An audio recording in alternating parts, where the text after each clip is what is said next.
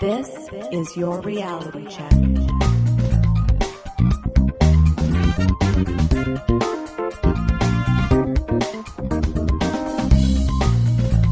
Hi everyone, and welcome to The Reality Check, the weekly Canadian show that explores a wide range of controversies and curiosities using science and critical thinking. This is the show for June 19th, 2018, and I'm your host, Darren McKee. With me, as usual, are Adam Gardner. What's up, Cuboids? Cristina Roach. Hey everyone. And producer Pat. Hi, checkers. We have a great show for you today.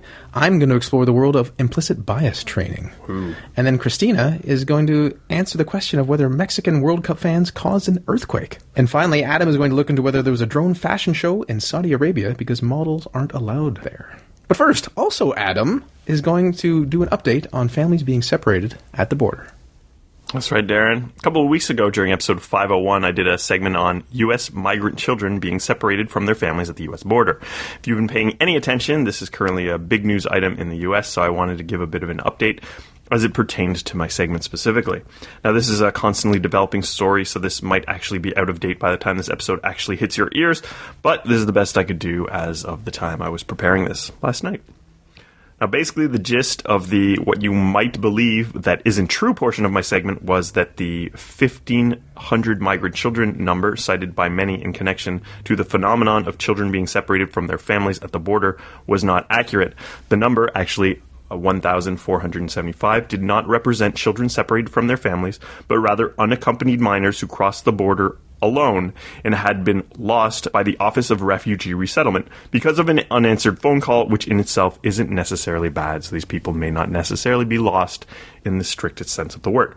Now, the number I gave, which at the time was confirmed by the U.S. Department of Homeland Security as being the number of children separated from their parents since October, was actually 700, much smaller than 1,475.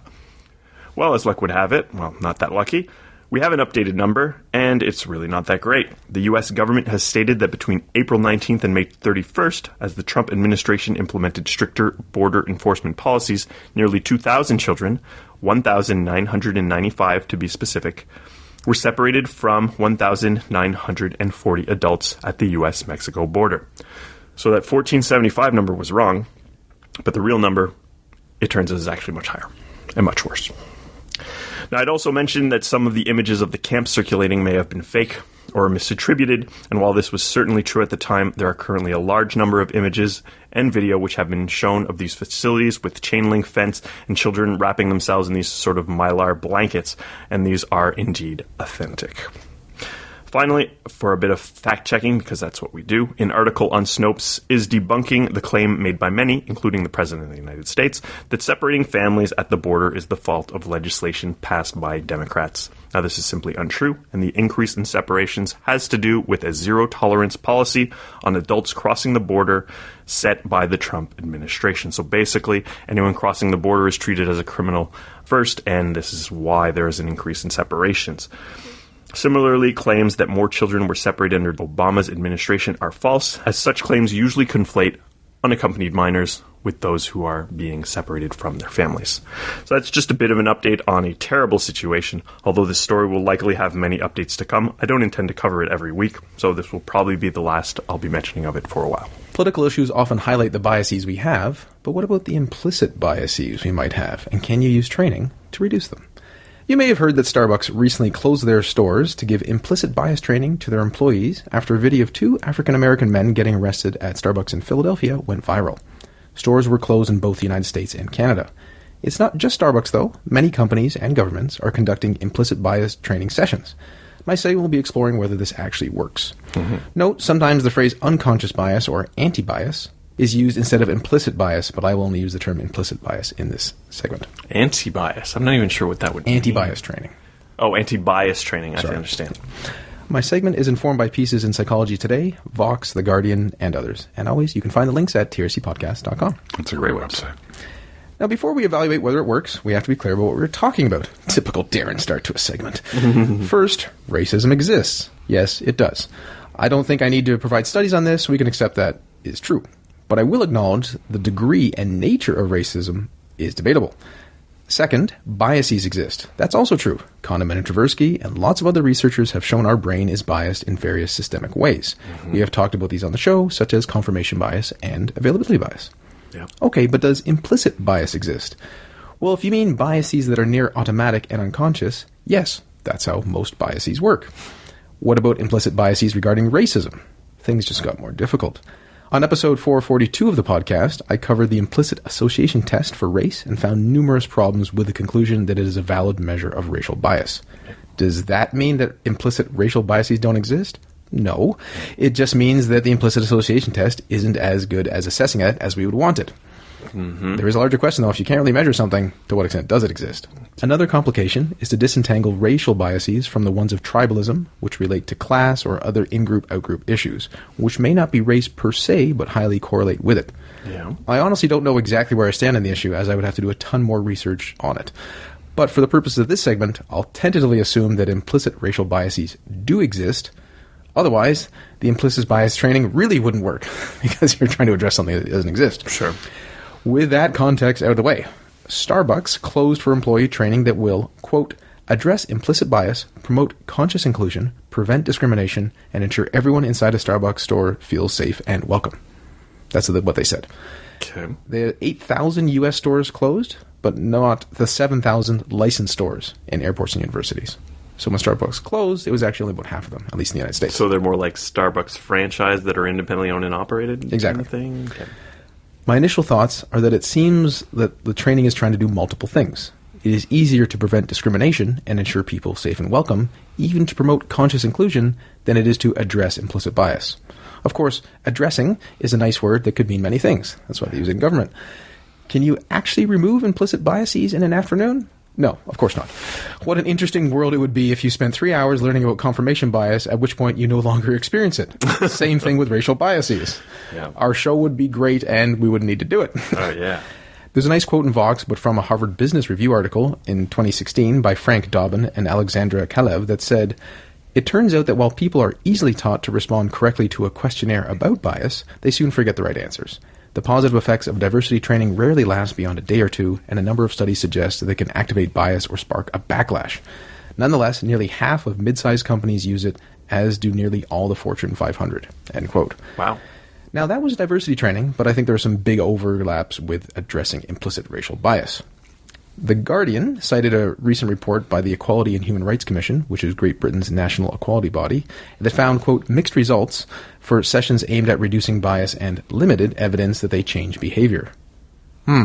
Any large meta-analyses by any chance? We're in luck. There is. In the Annual Review of Psychology 2009, with the title Prejudice Reduction, What Works? A review and assessment of research and practice by Paluk and Green. You know what? I'm just going to read you the abstract because that's probably the easiest thing to do. This article reviews the observational, laboratory, and field experimental literatures on interventions for reducing prejudice. Our review places special emphasis on assessing the methodological rigor of existing research, calling attention to problems of design and measurement that threaten both internal and external validity. Of the hundreds of studies we examine, a small fraction speak convincingly to the question of whether, why, and under what conditions a given type of intervention works. We conclude that the causal effects of many widespread prejudice reduction interventions, such as workplace diversity training and media campaigns, remain unknown. Although some intergroup contact and cooperation interventions appear promising, a much more rigorous and broad-ranging empirical assessment of prejudice reduction strategies is needed to determine what works. End the abstract. The abstract ends with the standard, more research is needed, but in this case it seems especially true. Now, the Vox piece quotes Brian Nosek, the man who oversaw the attempted replication of 100 psychology studies, in case you've heard of the replication crisis. That's one of the main factors in it. He said, quote, the short answer is that diversity trainings are filled with good intentions and poor evidence. Yeah. Now, he actually said that's true of almost all training, so it's not just diversity training. That's funny. Yeah. Ouch. So then that leads to the question, if we don't know if this training works, is it a waste of time? Or worse, harmful? Taking the first question, it will depend on the type of training and the person involved. People often like learning about a little psychology, and exploring our tendencies towards tribalism is interesting to most people. Additionally, some employees feel their management is at least doing something about an important issue. Alternatively, and this is especially the case if it is mandatory training, not only do some employees resent the entire process, but it can backfire. People end up thinking about biases more, or they might blame their cognitive dissonance on the groups they dislike. Oh. People generally don't want to be thought of as sexist or racist, and if the presentation of how we're all biased is not done the right way, it can come out as negative. So if you were presenting to people and then suddenly, you call me a racist, you call me a sexist, and then they'll resent the person teaching it, they'll resent the ideas, they'll not make any of the right moves. Wow. So does anything work? Back to Dobbin and Kalev in the Harvard Business Review. Quote, in analyzing 3 decades worth of data from more than 800 U.S. firms and interviewing hundreds of line managers and executives at length, we've seen that companies get better results when they ease up on the control tactics. It's more effective to engage managers in solving the problem, increase their on-the-job contact with female and minority workers, and promote social accountability, the desire to look fair-minded.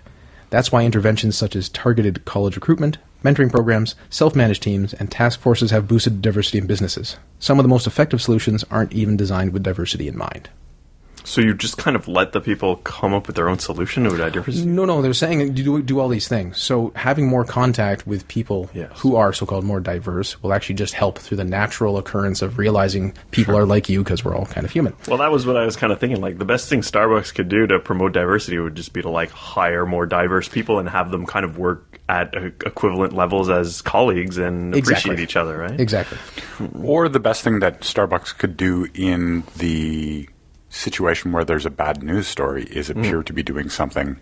That leads to my little conclusion here. Being charitable, Starbucks, like many companies, tried to do something useful for the world and their customers and just didn't apply enough rigor or effectiveness. Perhaps being more realistic, this was a PR move, pure and simple, and it's easy to discover that these types of trainings don't really work. Further, if Starbucks had let some social science researchers be involved, they could have done some before and after comparisons, which would have helped understand the phenomena better. They really could have helped out research in general, but, oh well. Well, they don't want research that basically says all that stuff in that whole day where we closed our stores and that big thing we did. We didn't really get much out of it. If they believed in the program, then they probably should have confidently gone along with it.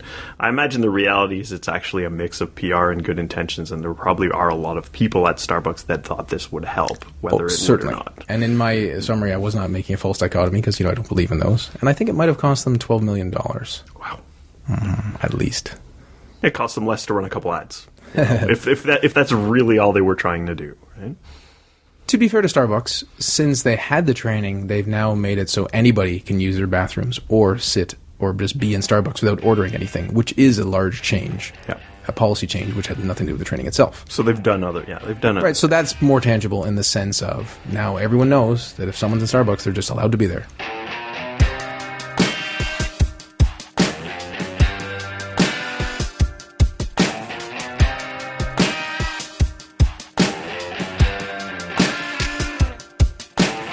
Speaking of racial biases, I've heard Mexicans get blamed for a lot of different things. Are they now causing earthquakes, Cristina? That seems a bit preposterous.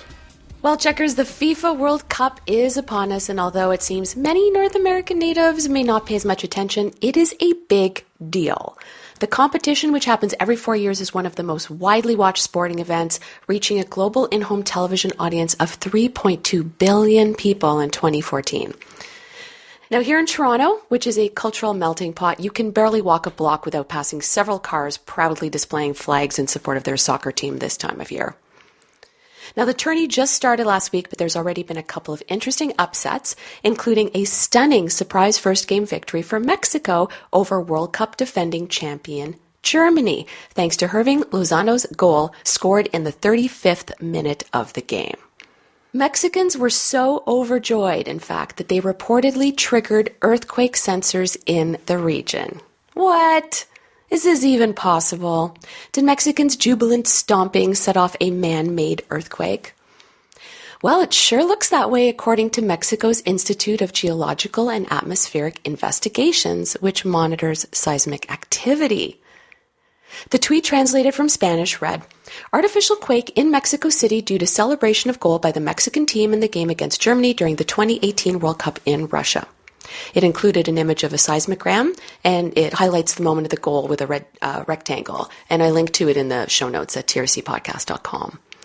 Now, it may be weird for those of you who don't really get why a sports game is so important, but when you read comments and tweets from Mexicans after the win, many said it was exactly the boost the country needed. It's a very welcome distraction from a highly charged upcoming presidential election, and what has been an especially trying time for citizens since a new U.S. president took office.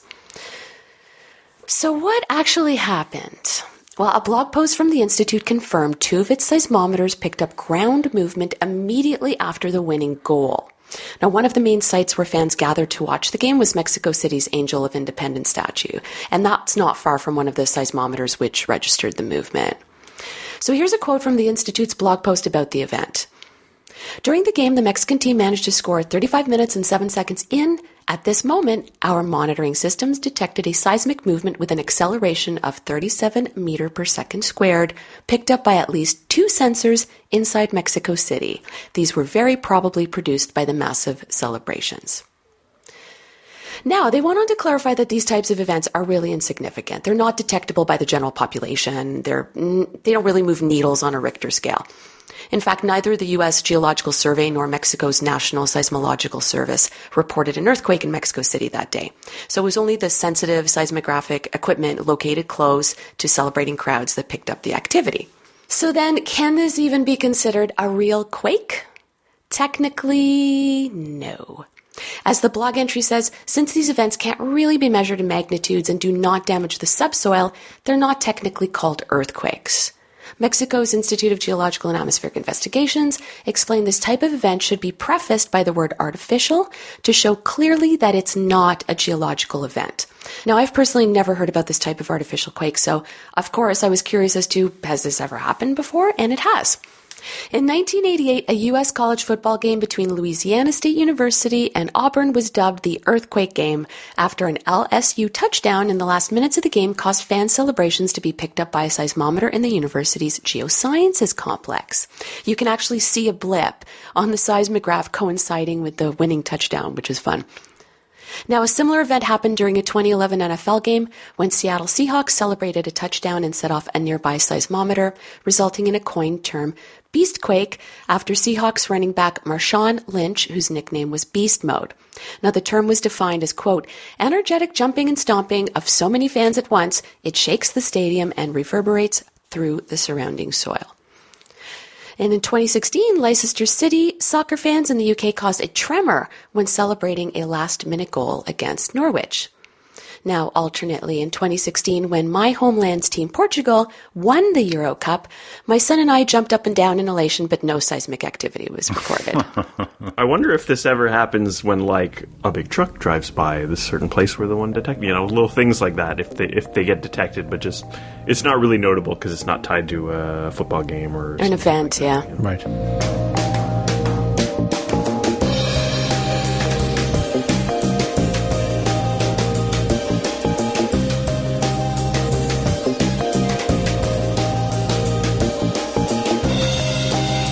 Thanks, Cristina. And now on to Adam for something completely different. Was there a drone fashion show in Saudi Arabia because models aren't allowed to compete? It's a great question, Darren. Over the past couple of weeks, I've seen a somewhat humorous video make the rounds on social media. It showed drones flying clothes down a fashion show runway, and captions indicated that this was a fashion show in Saudi Arabia where models were not allowed. Now, after seeing this for the 15th time or so, I thought maybe I should poke around and see if it's actually true. Unfortunately, I didn't see anything on Snopes, and I like to just go to Snopes because I find them reliable. So, what was I to do? Dig a little deeper. I guess that's what I had to do, but I don't go past the second or third result on a search engine without making a segment out of it, so here we are. Now, indeed, this was a real fashion show in Jeddah, Saudi Arabia. In it, there were no models to show off the designs, but instead, they were only drones flying around with clothes hanging from them. The Washington Post reports that this was meant as a sort of gimmick, which goes against the idea that many on social media are claiming. The idea, as stated by Hanan Al-Jawarji, who presented the show, was to showcase Saudi Arabia's evolving technology achievements through a fashion show. I went back to the latest viral video I'd seen on this by a Twitter user at Gina Kushna, whose account is now protected. But from what I recalled, most responses just laughed along, but one reply by the original user claimed that she knew very well that there were models in Saudi Arabia and asked for people to stop telling her. An odd statement by someone who clearly made a comment suggesting that this fashion show existed because models were outlawed in Saudi Arabia. But the truth is perhaps a bit more nuanced. Modeling in Saudi Arabia is far from common and only a very recent occurrence. The first result in DuckDuckGo I found when searching for modeling in Saudi Arabia was a list of modeling jobs in Saudi Arabia, which included such things as hydraulic modeler, SQL data modeling, geological modeler, combustion modeling specialist. There were no... Those types of models have the best pin-ups. Maybe. So where were these Saudi models? Well, Saudi Arabia, a country notorious for Sharia law, a legal system which is based on Islamic traditions from the Quran, did not actually have public fashion shows prior to this year. The country has recently seen vast changes in what is allowed for women, and modeling is just one of those things. The first public fashion show was held in February of this year at the Jeddah Hilton Hotel. This came as part of the 19th Saudi International Wedding Show. There were many restrictions to this fashion show, as only women were allowed to view these events and photography was forbidden. Not the most public fashion show, but some progress. Mm-hmm. Other recent changes to laws in the country have included women being allowed to drive, as well as forms of entertainment such as concerts and movies being allowed in the country. While it is certainly nice to see such overdue progress taking place in this part of the world, it is shocking to see how late some of these changes are occurring and to consider the huge amount of progress which still remains to be made in Saudi Arabia when it comes to human rights and women's rights in particular. So much to say, is it really so far-fetched to assume that this drone fashion show took place because women weren't allowed to participate as models? And one also has to wonder if maybe, just maybe, the fact that a fashion show using drones took place only a few weeks after the first public fashion show in Saudi Arabia might have something to do with it being uncommon and fairly restricted for women to be working in fashion shows in the country. Indeed, I once again quote from Hanan Al-Jawari when he says, "It's not an issue having models here. It's kind of being more religious. This is the holy month," that being Ramadan, "of ours, so models would be wearing stuff that's not appropriate. We keep the respect of the religion and the rules." All that said, if someone wants to showcase clothes without having women wearing them, a simple coat hanger or mannequin would do the job just fine. They don't really have to have drones going down the runway. The drones were clearly a technological gimmick, and they did get a fair amount of attention. But this was hardly the first time drones were used in a fashion show. Dolce & Gabbana had drones carrying handbags at an event during Milan's Fashion Week just earlier this year.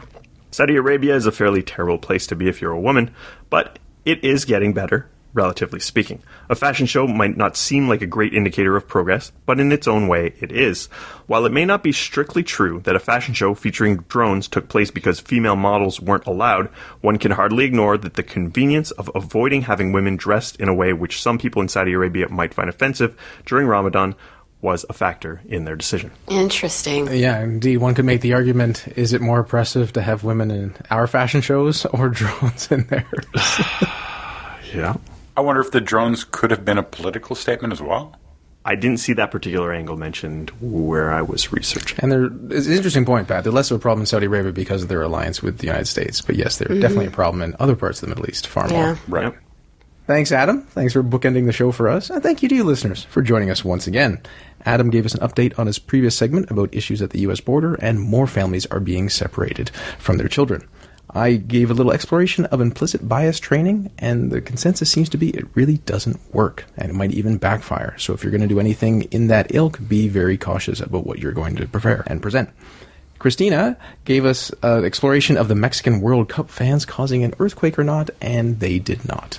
They did cause an artificial quake, though. And finally, Adam told us about a drone fashion show in Saudi Arabia, which was partially because actual female models weren't allowed, because of the time of the year and because fashion shows are new to Saudi Arabia. Until next time, think better to act better. Peace out, Cuboids. Forza Portugal! We'll talk to you next week, everyone. For show notes or to discuss this episode, visit our Facebook page and website at trcpodcast.com. For general inquiries or to send a topic or parody suggestion, email info@trcpodcast.com. Help support the show by leaving a review on iTunes and liking us on Facebook. Follow us on Twitter at @TRC_podcast.